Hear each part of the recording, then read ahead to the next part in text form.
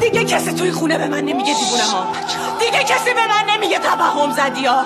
من فقط اینقدر ذلیل نشدم که هر حقارتی رو تحمل کنم. بابا دارم بهت میگم من زندگیمو دوست دارم، چرا نمیفهمی اینو؟ تو زندگی تو دوست داری که دختره رو برمیداری میبری کنسرت، سلفی 2 نفره میگیری، میبریش رستوران، میگین میخندین خوش میگذرونی.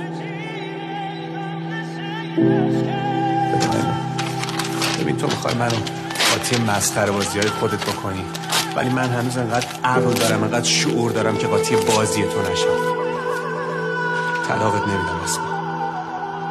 وایسا ببینم چی کار کردی تو؟ مامان من هر کاری کرده باشم دلیل نمیشه بخوام زندگیمو خراب کنم. تو چرا فکر میکنی من خرم؟ تو واسه آیندت هم برنامه ریزی کردی. فکر میکنی من نمیدونم تو ترکیه واسه خودتو این دختره عوضی دنبال خونه خریدنی؟